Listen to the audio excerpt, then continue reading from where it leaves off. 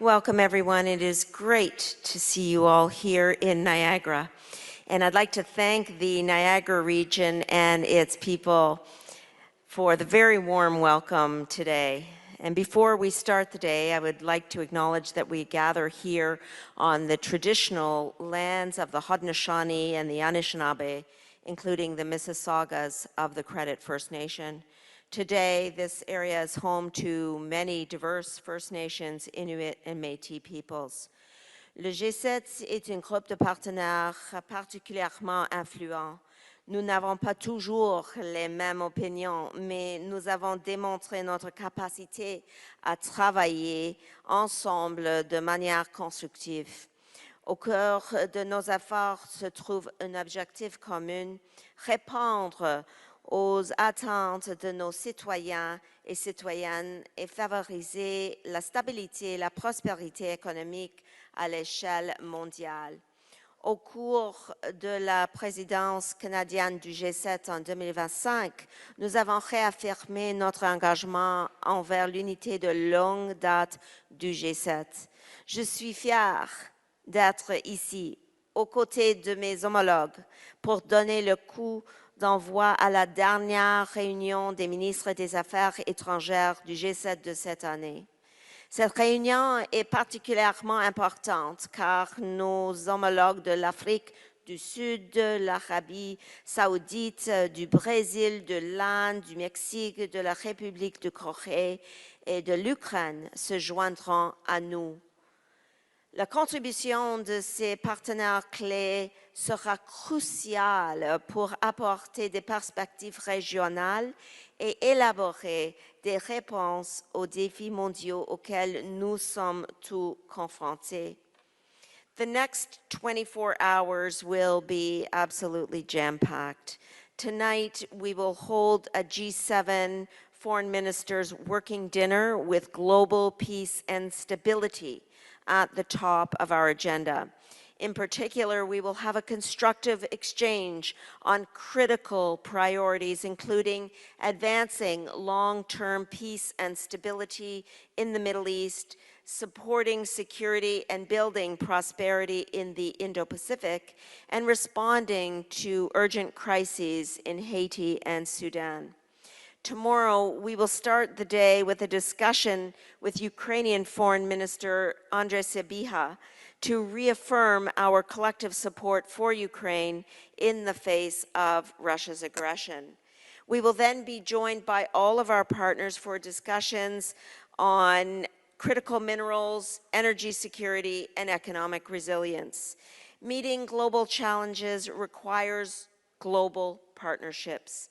The issues we are facing transcend the G7 and our borders. And this is why it is absolutely vital that we have diverse geographic representation around the table. So let's get started. Thank you. Merci.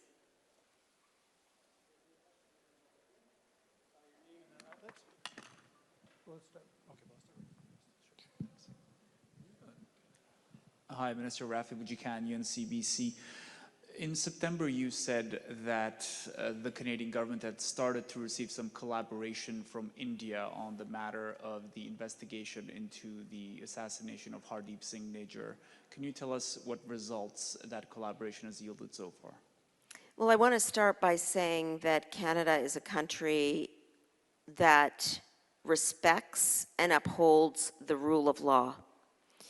And what that means is that persons in positions in the cabinet, in the legislative branch of government, do not play a role in the investigation and administration or pursuit from a judicial process of any case. That's what the rule of law means.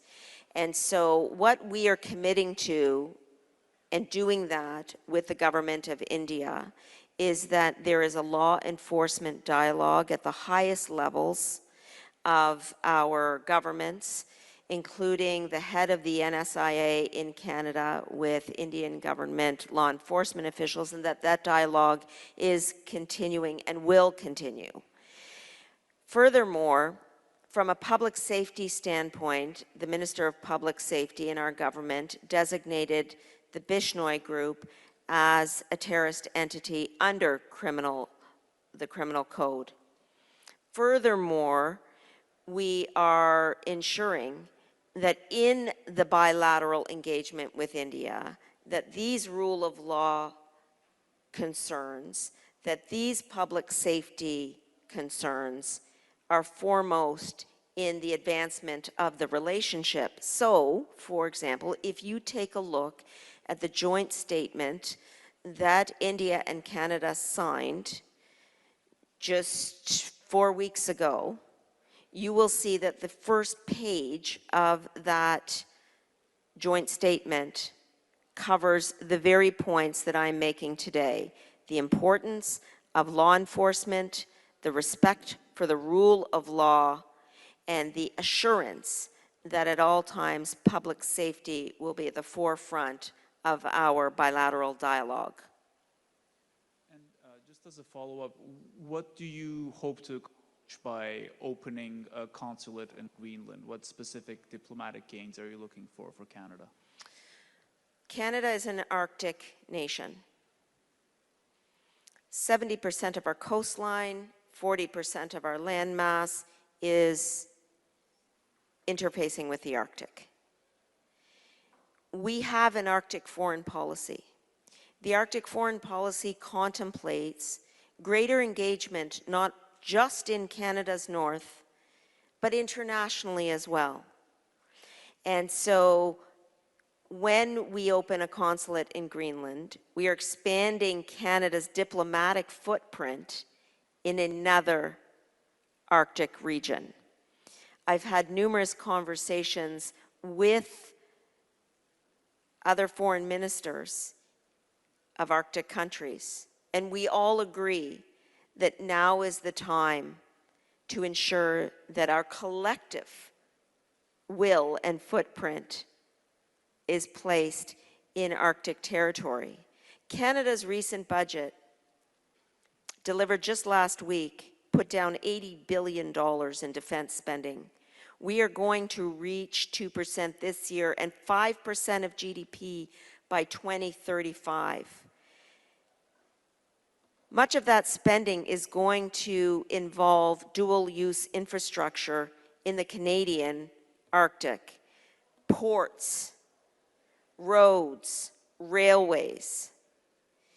But from a foreign minister's standpoint, my concern is not only on the implementation of those commitments, but also the broader work we can do internationally to ensure that we are collaborating and cooperating with other Arctic nations in support of global peace and security. That's the reason. Thank you. Ahmed Hazim, Al Jazeera. I have a question about tonight's dinner, the working dinner, about global security and peace. Your remarks earlier said that you are going to discuss the long path forward toward peace, and I'm going to just be specific about the Gaza plan, peace plan. The move toward the second phase of that plan, it seems that it's very complicated rather than what we expected before. And now the aid trucks coming into Gaza is not enough.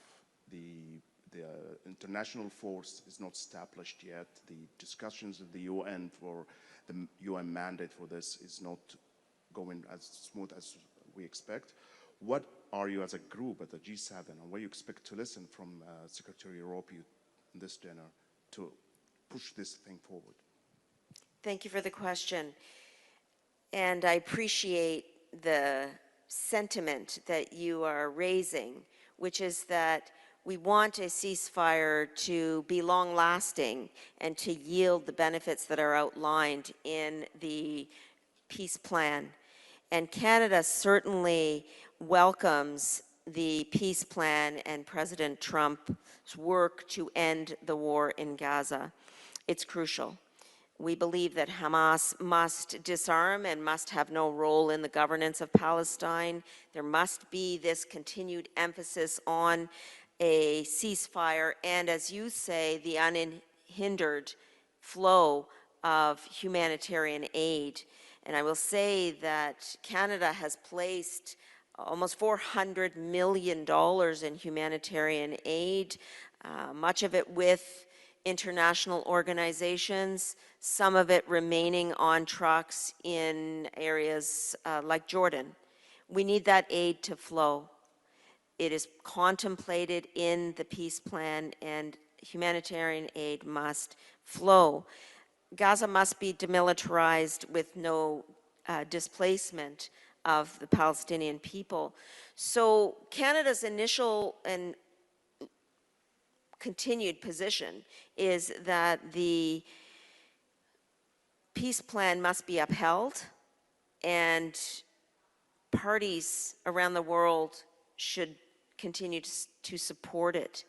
And I've been in touch with many of my counterparts in the Arab countries to ensure that they know that Canada is here to support the implementation of the peace plan through humanitarian aid, through support with electoral reforms, through ensuring that we are offering expertise from a security standpoint. So the bottom line is Canada's continuing to work with international partners around the world to ensure that Israelis and Palestinians can live side by side in peace and security.